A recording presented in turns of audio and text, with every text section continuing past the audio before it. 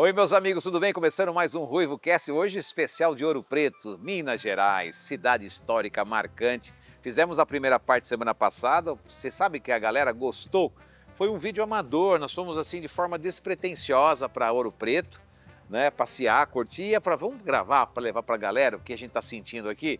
Então foi muito autêntico, muito verdadeiro e cheio de amor. São assim lugares incríveis, pessoas incríveis, espaços maravilhosos, histórias do nosso Brasil, né? Por isso que eu falo, sempre olhar para o nosso interior, que quem olha para o interior vai conhecer a rica história do povo brasileiro. A partir de agora está no ar o Ruivo Cast, especial turismo, e você, é claro, como sempre, meu convidado especial. Seja muito bem-vindo.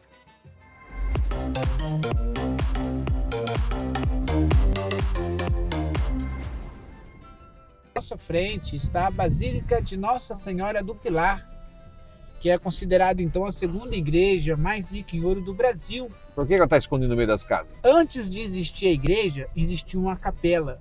Quem ajudava na construção das igrejas eram as famílias. Então chegou um período então que essa irmandade estava crescendo. Eles precisaram fazer a demolição da capela para ser feita a construção da igreja. A capela existiu de 1701 a 1709. Certo. Fizeram a demolição da capela. Quando vieram construir a igreja, as casas ainda existiam. Que começa a construção da igreja em 1711, vai terminar em 1733. Foram 22 anos para a construção da Basílica de Nossa Senhora do Pilar. Essa que é a mais rica? Essa é a segunda igreja mais rica do Brasil. Olha, então quando nós estávamos vindo, eu havia dito a vocês que nós não estávamos vendo a construção da igreja. Que antes de existir a igreja, existiu a capela, que era uma capela bem primitiva, de Santo Antônio. Ou seja, neles fazerem a construção da igreja, nós temos dois altares aqui que foram preservados, que vai ser o altar de Santo Antônio e Nossa Senhora das Dores. E nas igrejas sempre vai ter uma divisão. Começa ao lado de fora, que vai dar o nome de adro. Onde nós estamos é átrio, que servia para separar o profano do sagrado. Esse pedaço aqui é o profano. É o profano. Aqui. E essa porta, quando abre... Na verdade, todas as igrejas vai ter essa segunda porta devido ao sistema de iluminação que era feito na época. Eles usavam óleo de baleia, usavam velas. Poderia ventar o quanto fosse, não apagaria a iluminação que tivesse aqui dentro da igreja. Perfeitamente. Então, por isso tem essa segunda porta. E olha a madeira disso aí. Fala um pouquinho dos quadros que estão aqui pra gente. Nós De temos quem essas são? duas telas que vão ser de Manuel da Costa Ataíde, o mestre Ataíde. Certo. Essas pinturas, na verdade, pertencem à igreja de Bom Jesus de Matozinhos, que é uma igreja que está fechada por um processo de restauração. Aí trouxeram essas duas telas aqui para a Basílica do Pilar para poder estar sendo preservada. Essa na nossa frente vai estar lembrando, então, a última ceia, e a do lado esquerdo vai estar lembrando, então, a crucificação de Jesus Cristo. Então, essa ela é a Basílica de Nossa Senhora do Pilar, como havia dito. O projeto dessa igreja é de um artista espanhol, com o nome de Pedro Gomes Chaves. Olha só que interessante, ele foi um artista que na época que ele fez o projeto dessa igreja, nessa mesma época ele também fazia projetos de navios. Faz uma observação no teto dessa igreja. Vai estar lembrando um casco de navio. É verdade. E esse teto ele é todo montado pelo pai de Aleijadinho, que era um arquiteto português, Manuel Francisco Lisboas. São 48 encaixes, são 15 painéis, pintado por um outro artista português com o nome de João de Carvalhais, que vai estar lembrando o Antigo e o Novo Testamento. O trabalho em alto relevo que tem o teto, observando de onde nós estamos, daria uma característica que o teto fosse então camuflado.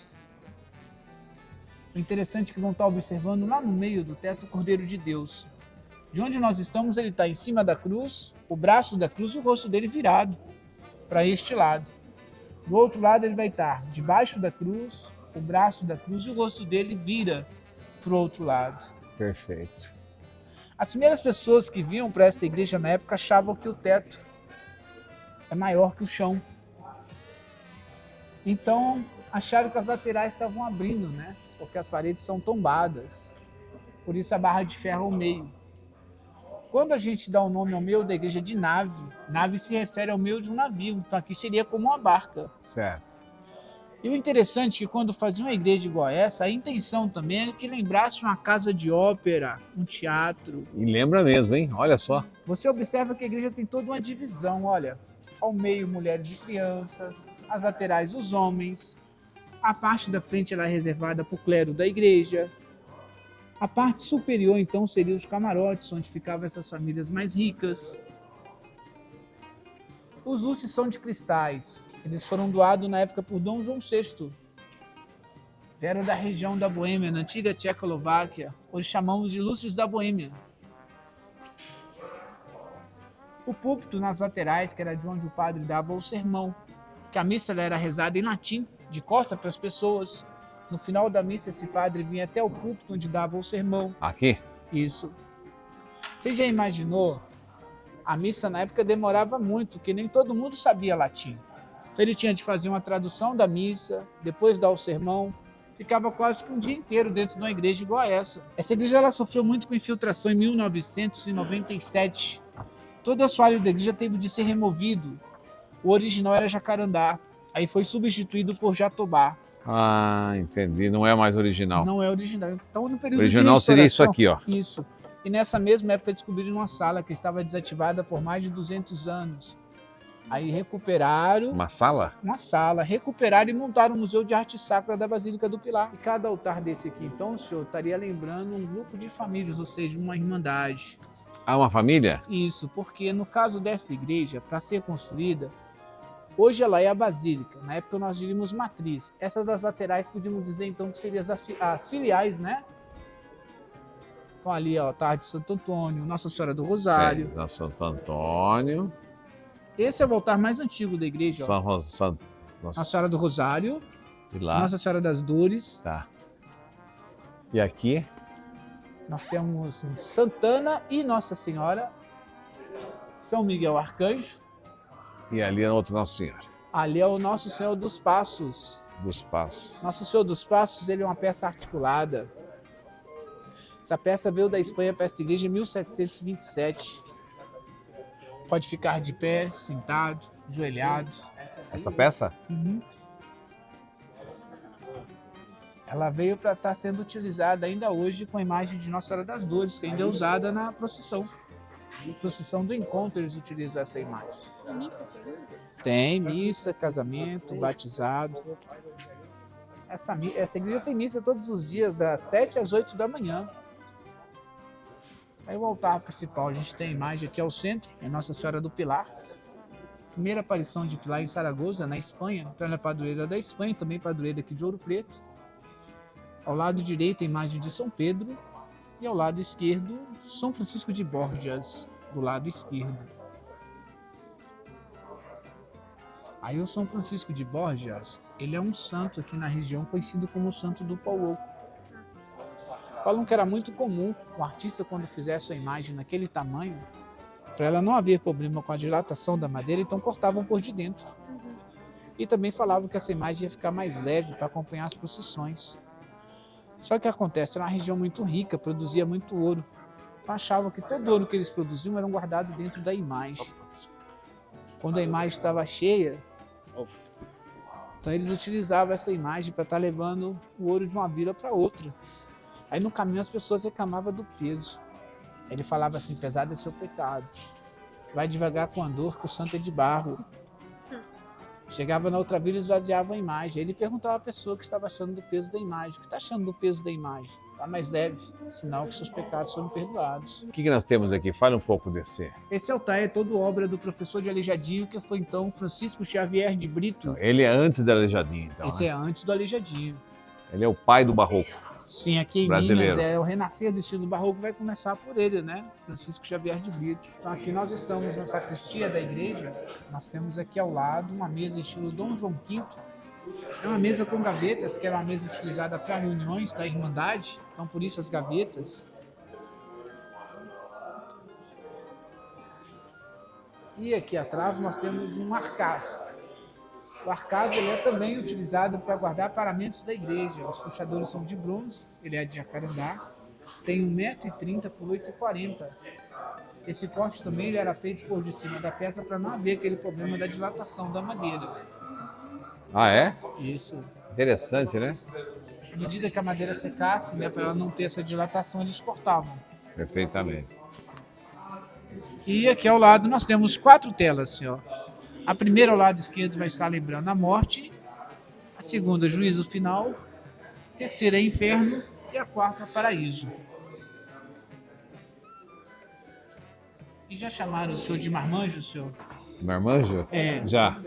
Na verdade, seria uma pessoa que crescia, continuaria com a personalidade de uma criança, então seria um marmanjão. Esse aqui? É o anjo tocheiro. Ele é uma pessoa que cresce e continua com a personalidade de uma criança. É um marmanjo. É interessante. Daí que vem a inspiração da mãe brasileira. Essa sala aqui essa sala também faz parte da época da igreja. Da igreja. Aí aqui ao lado nós temos uma pintura que vai estar lembrando a Assunção de Nossa Senhora. Ela está virada para o nosso lado, de braços abertos e os joelhos virados para essa direção, não é? Uhum. Vamos caminhar em direção ao lavabo e vai observando a imagem e ver como ela vem acompanhando. Ó. Olha, mudou. Ela vem para a nossa direção, que é a pintura de perspectiva também, igual a que nós vimos na São Francisco de Assis. Gente, essa é uma fotografia, gente. O que nós estamos vendo aqui, ó. Então, estamos muito alto aqui. Mostra aí um pouquinho onde nós estamos aqui, Miguel. Olha aqui, a altura. Nós estamos numa das partes mais altas de Ouro Preto. Essa é a igreja mais alta da cidade. Por que ela foi construída num lugar tão de difícil acesso? Na verdade, eles falam que ela foi construída assim, um ponto bem estratégico. Porque temos de lembrar que a doutrina dos escravizados no século XVIII não era o catolicismo, era o candomblé. Tá. Acredito que esse local onde está construída a igreja teria sido, então, um terreiro de candomblé. Por isso está nesse ponto estratégico. Entendi. Eles, para dar uma fantasiada, uma enganada nos patrões, utilizavam, então, a igreja católica para poder cultuar um pouco do candomblé, né? Da sua cultura Da sua cultura africana, né? que é maravilhosa, por sinal. E nós temos ao lado de fora a imagem de Nossa Senhora do Rosário, que é obra do Aleijadinho, em pedra sabão. Falam que ele faz essa imagem, faz uma doação para a igreja, para estar homenageando a mãe dele, que era uma escravizada, que era a Isabel. Na frente, o túmulo de uma das pessoas que tomava conta da igreja, era uma zeladora, o nome era Francisca Fernandes Vieira, falecido no dia 5 de julho de 1881. Então era uma das pessoas que tomavam conta aqui da igreja. E daqui, ó, se o Miguel colocar lá, nós vamos ver a casinha que nós vamos ver a mina lá, tá vendo? Ó? Aí mesmo, vai lá, ó, vai abrindo aqui, ó. Olha lá a casinha da mina lá, ó. Ó, tá vendo, ó? Casa escura aqui, ó. Isso, ela aí, ó. Aí, ó, tá vendo? Onde nós gravamos lá na mina, andamos 150 metros, você lembra? Olha lá, ó. É isso aí. Vamos conhecer a igreja agora, um pouco mais da história da igreja aqui. Vamos juntos. É um especial de Ouro Preto para nossa audiência. O que vocês estão visitando aqui é parte da nossa história. E no momento nós estamos visitando uma igreja belíssima, uma das que foi construída para frequentar só africano. Não é o africano escravo, o africano que foi escravizado. Certo. E de mão de obra especializada. Porque o continente africano sempre foi um continente de mão de obra especializada. Mineração de ouro na África há mais de 2.000 anos. Extração de diamante, continente africano. Arquitetura, as pirâmides, continente africano. E o português teve conhecimento do continente africano todo. Então ele chegava na África pela região de Marrocos e até um outro extremo onde está a cidade de Cabo da Boa Esperança. Certo. E a capital de Marrocos, Rabat. Como ele saiu de Marrocos a Cabo da Boa Esperança, ele teve conhecimento do continente africano de cabo a rabo, então dito popular que a gente usa quando conhece a região toda, né? Uhum. E o africano, por não ser católico, ele era considerado um desalmado. E não tinha o batismo, né? Se a pessoa que não tinha alma era como uma mercadoria, então ele teve que ser catequizado. Como que foi catequizado? Batismo. Que a partir do momento que recebeu o batismo, o nome cristão passou a ter uma alma. E normalmente usava o nome ou o sobrenome do dono com a forma que eles encontraram de ter um registro Então, um preto, Luiz, escravo de Luiz, ou da Silva, ou de Souza. Só que muita coisa que a gente fala sobre a escravidão, que é história oral. Um africano mais citado na nossa região, de nome Galanga, segundo uma história oral, que ele foi batizado. No batismo recebeu o nome de Francisco, e como era rei de tribo, ficou Chico Rei. Então nós temos uma mina aqui que é em homenagem a ele. Por isso o Chico Rei, então. Sim, e essa história oral fala que ele comprou a liberdade dele, de outras pessoas que eram do mesmo grupo, com o ouro dessa mina, que na região de Ouro Preto chama Encardideira, né? Tá? E pertenceu ao Major Augusto, essa concessão. Ele, como africano livre, ele fundou uma irmandade de Nossa Senhora do Rosário, dos Homens Pretos, e junto de outras irmandades foi construída esta igreja para que eles pudessem frequentar. Interessante. Mostra um pouquinho as imagens que ele está falando para a gente, por favor. Que uma das formas que o africano encontrou da religião deles permanecer nesse catolicismo foi usando imagens da Igreja Católica semelhante às imagens que eles tinham devoção na religião deles e fizeram o que chamamos de secretismo religioso. Certo. Então, cada imagem da Igreja Católica corresponde a um ou a mais de um orixá na religião africana. Então, nós temos aqui, por exemplo, aqui Santa Bárbara. Tá. Essa imagem que tem embaixo, que é Iansã. Iansã. Ela é das tempestades. No início da tempestade, o católico tem costume de chamar por Santa Bárbara. E ela gosta de oferendas, como batom, brinco. O que nós católicos dessa região temos costume de fazer no período de Semana Santa? Recolher ramos que são colocados dentro das capelas da representação da Via Sacra, levar esses ramos para casa. No início da tempestade, nós temos costume de queimar esses ramos e chamar por Santa Bárbara, Iansã, que ela acalma as tempestades, da calmaria vem a fertilidade, da fertilidade vem a bonança. Então, Santa Bárbara em atividade. São Benedito, no altar do lado, Ossaí, que é o orixá da cura. Aí desse outro lado aqui, mais uma imagem aqui, de Santa Rita de Cássia, das causas impossíveis. Ela não podia ter filho, teve 2. Então está ligado ao orixá de Obá, que é das realizações. Na mesa desse altar aqui, a gente vê outros elementos aqui da cultura africana, aqui das matrizes africanas. Isso aqui como se fosse uma onda, em homenagem a Iemanjá, que é a rainha das águas. Perfeito. E a gente vê a representação aqui dos búzios aqui, tá vendo aqui, ó? Olha, é mesmo. Aqui, ó. Essa igreja foi preparada para receber o pessoal que Sim. vinha oriundo da religião candombelecista. Sim, das matrizes africanas, né? Então aqui, que lembra muito um camarão, tá vendo aqui? É verdade. A concha aqui, ó, que é da fertilidade, do batismo. Os coronéis da época, os donos dos escravos, não tiveram essa percepção? Provavelmente não. Mas não deixaria construir, né? O artista que fez tudo isso aqui... Foi um mágico, né? Isso, ele teve o conhecimento dessas matrizes, porque isso aqui não foi feito por acaso, não, entendeu? Foi muito bem projetado, esculpido, conhecimento dessas matrizes. Quem foram os artistas da né? época que fizeram isso aqui, você sabe? Aqui teve participação de vários artistas, tá? O projeto é do pai do Aleijadinho. Do pai? Sim. Que é o arquiteto, né? Arquiteto. O principal escultor aqui, Francisco Xavier de Brito. Professor de Aleijadinho. Sim. E o principal pintor, Manuel Rabeiro de Souza. Sempre uma equipe para que isso tudo aqui fosse elaborado. Dentro do tema, o artista teve a liberdade de ser aceito na arte. Então, só mais uma observação aqui, lá na pintura da capela principal. Vamos lá.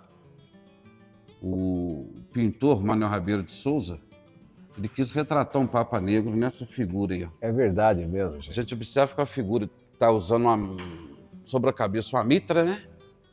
E do lado tem a cruz que chama de cruz papal, a representação do poder espiritual, material e temporal.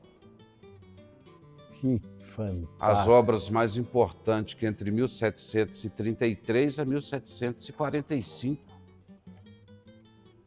Lembra que eu falei que as irmandades podem ser identificadas de várias formas, né? É cor, que chama de hábito, cruz processional, brasão. Então, os grupos que ajudaram aqui a contratar esses artistas tem o brasão em cima dos altares aqui, tá vendo? Ele tem 2 braços ali, olha lá. Tem 2 braços. Um dos braços está representando de Cristo, está sem a roupa. O outro está com a roupa, está representando São Francisco. Então, esse é o brasão da Ordem Franciscana. Aqui de Nossa Senhora do Carmo é uma montanha de representação de 3 estrelas. Tá. Uma das estrelas representa Santo Elias, que foi incentivador da Ordem das Carmelitas, a outra representa Nossa Senhora do Carmo, e a outra Santa Teresa de Ávila, que são as fundadoras, tá? Aí as pessoas que estavam afiliadas a essas irmandades aqui comerciantes, aqui mineradores, e esses 2 aqui intelectuais. Então, esses grupos ajudou a Irmandade Nossa Senhora do Rosário e a construir tudo isso aqui para que frequentasse só o africano escravizado. E foi o que aconteceu mesmo? Com quanto tempo eles ficaram frequentando essa igreja? E a obra aqui, das principais obras da igreja, entre 1733 a 1745, né? Uhum. E a igreja, na realidade, o africano, ele frequentou aqui até a libertação, 1888, porque daí para frente ela passou a ser frequentada pelos os moradores. Moradores. Vamos dizer assim, como é até nos dias de hoje, que eu tenho costume dizer que a principal atividade aqui é a liturgia, que tem missa, casamento, batizado. Deixa eu perguntar um negócio. Ainda existe muito preconceito com as religiões afro aqui na cidade de Ouro Preto? Sendo aqui a gente vê que a característica do povo negro ainda é muito predominante na cidade, Sim. né? A história aqui é bem marcante, né? Nas características do povo. E a religião nessa? Predomina o catolicismo? Predomina o catolicismo. Né? E as religiões afro ainda têm presença na cidade? Em alguns momentos, sim. Certo. É dia do Rosário, tem danças, né? Cantos, dia de Santa Efigênia. Agora, às vezes, a pessoa que essas irmandades que ajudou a financiar, né, a construção de várias igrejas, elas ainda existem. No período de Semana Santa, no dia da imagem, elas se organizam em ala e levam as imagens pelas ruas de Ouro Preto, cada uma com sua ornamentação. Perfeito. Mas eu falo assim, de experiência própria. A minha mãe, ela frequentava esta igreja aqui, que ela era da Irmandade, Santa Efigênia e Rosário. E tinha costume de assistir a missa aos domingos. Quando não tinha missa aqui, ela ia assistir missa na matriz. Que a matriz é uma união das irmandades. E quando não tinha missa nem nessa que nós estamos, nem na matriz, às vezes ela deixava de ir à missa para não ir assistir em uma outra igreja, porque qual que era a linha de pensamento? Como ela era de cor, ela falava que aquela igreja é da elite. Ah, entendi. Então a gente chega lá, ao invés da pessoa estar olhando para o padre, está prestando atenção como que a gente está Na vestimenta. Na vestimenta. Isso é uma cultura dos religiosos católicos mesmo ao longo da vida. Eu fui católico a vida inteira e a gente observava isso dentro da igreja mesmo, Sim. até os dias atuais. Sim. Isso não muda Então, muito. Só uma pergunta para encerrar nossa conversa aqui, e que eu estou adorando, e muito obrigado pela tua por nada. grandiosa apresentação, né? Trazendo a verdadeira história para a gente, bem enraizada. De alguma maneira podemos dizer que foi assim, uma espécie de sacanagem, digamos assim, com os negros na época, porque tudo era feito lá embaixo, no vale, e de repente fazer uma igreja bem no alto aqui, nessa altura, 1.200 metros, para construir uma igreja para eles frequentarem, ou não, porque era típico mesmo de pessoas gostarem de ficar mais próximo do morro. Por que essa igreja ficou tão distante? Então, na realidade, o relevo de Ouro Preto ele está o tempo todo acidentado, né? que você pega aí a parte baixa de Ouro Preto, está 1.060 metros. Certo. Então, quer dizer, a parte baixa não é baixa. Entendi. Nós estamos aqui aproximadamente a 1.200 metros. Você esqueceu um saco de um litro de óleo lá embaixo para buscar no supermercado, judia do nego aqui, hein? Judia, mas aí quando Imagina a pede, época para construir essa igreja. quando pede para buscar 3, 4 objetos, tem que anotar para não esquecer, né? Que senão corre o risco de ir e voltar. Mas na realidade a cidade ela começou do alto É do alto, né? e veio descendo. Então era comum isso mesmo. Sim, daqui que foi sendo desenvolvido para lá, que as Tá igrejas bom. que estão mais próximas da praça, elas é bem posterior. Tá? Então aqui está próximo das minas, das cafuas. Tá certo. Então não era nada disso, então era porque era tradicional mesmo já o Sim. negócio. Bom, eu quero te agradecer, viu? Muito obrigado, senhor. Viu? Parabéns aí, Obrigado. mesmo. Grande guia de turismo. Gente, estou aqui numa mina de ouro, né? Nós vamos conhecer, guiado pelo seu Paulo Lutério. Tá aqui o seu Paulo.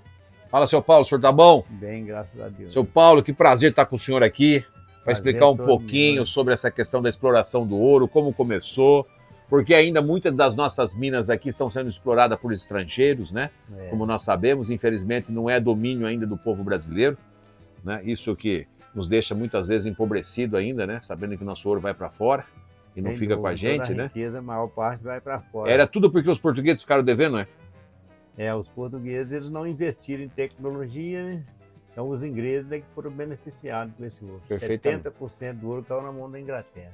Como é o nome dessa mina que nós estamos? Essa é a mina de ouro 13 de maio. 13 de maio. Quantos anos tem essa mina? Essa mina está aqui no complexo da mina, aqui no Arraial do Ouro Podre, né? O Morro da Queimada. Isso foi tirada por volta de 1720. Perfeitamente. O que nós vamos conhecer hoje aqui? Quando a gente vai fazer esse passeio, nós vamos conhecer o que aqui? Aqui vocês vão conhecer uma parte da história, com as expressões populares, que é a introdução que a gente dá aqui na mina. Depois vocês vão entrar na galeria, por volta de 150 metros assim, de profundidade, né? Com o guia contando toda a história. Perfeitamente, né? E nesse passeio, o que a gente aproveita para conhecer aqui da história do Brasil? O que nós vamos conhecer? Vai conhecer um pouco do que se passou, assim, o africano no Brasil, né? A tecnologia que ele usava para poder escavar essas minas, tudo. Que era, ao contrário de que muitos pensam, os africanos eram pessoas dotadas de muito conhecimento de diversas áreas, né? Como mineração, matemática, né? Tinha esse Todo conhecimento tipo de todo? trabalho, todo conhecimento. Edificações, tudo. Então, vocês, né, não eram pessoas cruas. Pessoa que veio extrair, por exemplo, o ouro aqui, foi pessoas que vieram de uma região que eles já tinham conhecimento. Muito antes dos faraós já tiravam ouro, diamante, no leito do rio, nas montanhas, chegavam a catar pepitas de ouro. A quantidade de ouro era tanta que eles denominaram de Arraial do Ouro Podre. Era podre de tanto ouro, né? O ouro aflorava sobre a terra, né? Então, por isso, quando as pessoas têm muito dinheiro também, assim, igual vocês, assim, eles falam que é podre de rico. A pintura do Rugendas aqui, um alemão que veio a mando da coroa. Aqui está expresso uma lavra a céu aberto, né? Os mineradores desviavam o rio para uma parte mais rasa, tiravam os materiais e punham em ferramentas como essa que chama de bateia, né? Então, movimentos circulares, porque a densidade de ouro é maior, então ficava sempre no fundo. O pó do ouro com o pó dos minérios da região. No caso, minério de ferro, paládio. Com a presença desse minério escuro, o ouro ficou também mais escuro. Por isso que fala ouro preto, né? Perfeito. E para separar o ouro desses minerais, na época usavam ainda óleo de baleia, gorduras vegetais. Só depois de 1800 que eles passaram a usar mercúrio, né? E abaixo d'água eles colocavam também, onde eles estavam trabalhando, um pouco à frente, um couro de boi. Tudo que escapasse da mão do minerador parava no couro de boi. Eles deixavam o couro em pé, secando, batia no couro, o ouro saía. Fala, dá no couro, né? Por isso que dá no couro, é isso? Couro, Tudo essas tiradas veio daqui, é? Aqui. Quando não tinha o couro, ele costumava pôr tapete. O ouro parava no tapete. Aí não podia deixar o tapete sozinho por muito tempo, senão podia passar alguém e puxar o tapete. Boa! Entendi. E eles tiraram de ouro em pó, pepitas de diversos tamanhos, até torrão como esse aqui. 4,6 kg. Meu Deus do céu. Na região de Minas. Esse aqui está lá em Portugal, no museu. E foi mais de 1.000 toneladas de ouro com um século de mineração. Isso faz 650 toneladas no oficial, 300 Isso em 100 anos, né? Em 100 anos de mineração. Estima que o contrabando seja o dobro do oficial. Minas Gerais foi responsável pela extração de 1/3 do ouro tirado no planeta nesse período.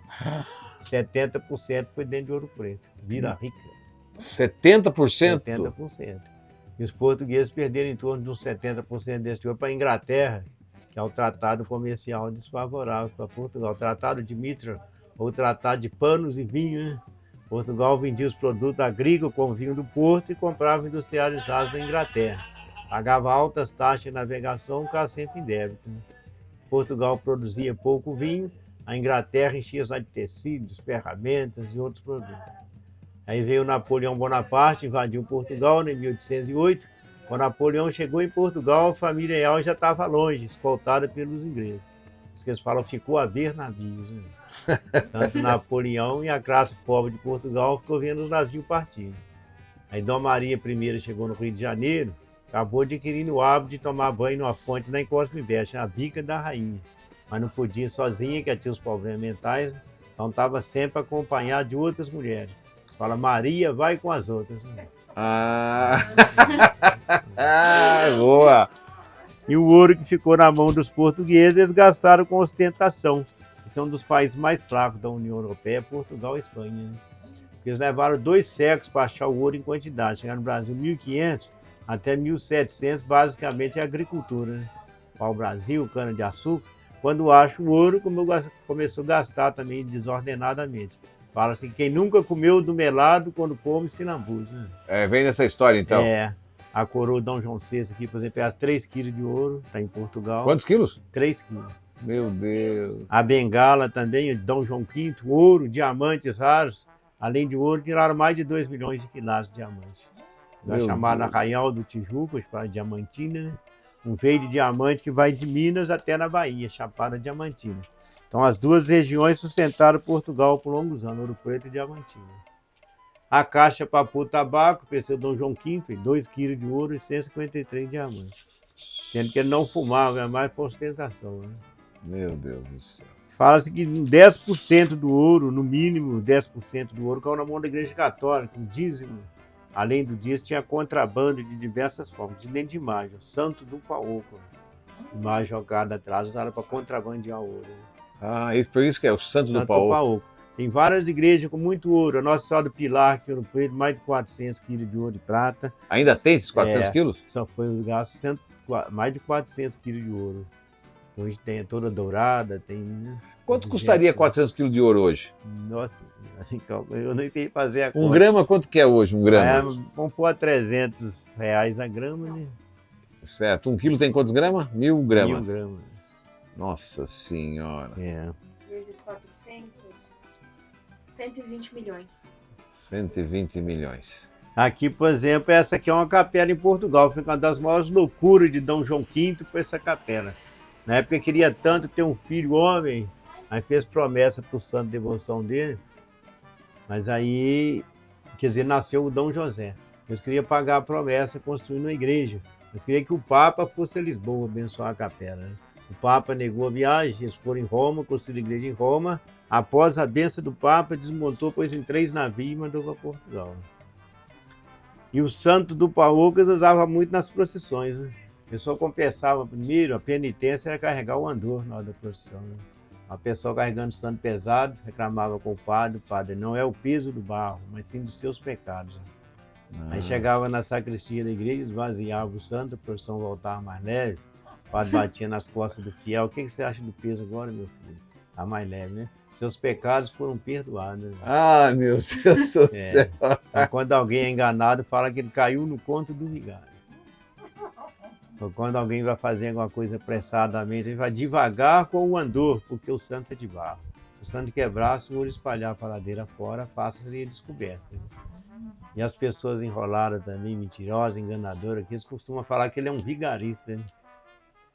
Meu Deus do céu, quanta história legal. Nossa, Paulo, que legal, viu? Olha que delícia, né? Ai, Ouro Preto, que saudades de vocês, viu? Olha, Minas Gerais ficou marcado na minha memória. Você sabe que há muito e muito tempo eu tinha vontade de conhecer Ouro Preto. A gente fala Ouro Preto, qualquer brasileiro, aliás, todo brasileiro deve conhecer Ouro Preto. porque lá está marcada a história do Brasil. Gente, quanta coisa bacana. Eles têm muita cultura, muita coisa que a gente usa no dia a dia. Vou lavar a égua, sabe? Ah, tem tantos, vai a merda. Tudo isso foi criado aonde? O mineiro come quieto, por quê? O why, sabe por que why, né? O why do porquê? Por causa dos ingleses que foram lá, eles começaram o why so. E aí ficou o why para o mineiro. Então tudo está na nossa história e espalhou pelo Brasil inteiro. A influência mineira é gigantesca no cenário brasileiro. E eu fiquei muito feliz de poder registrar essa história, compartilhar com vocês e espero que vocês tenham gostado. Assine o nosso canal, faça parte da nossa comunidade. É sempre um prazer ter vocês na nossa companhia. Desejo um lindo e maravilhoso dia, noite, madrugada, vida para vocês, porque a vida é agora. Aproveite, vá ser feliz, não deixe para amanhã, viva o hoje. Até mais.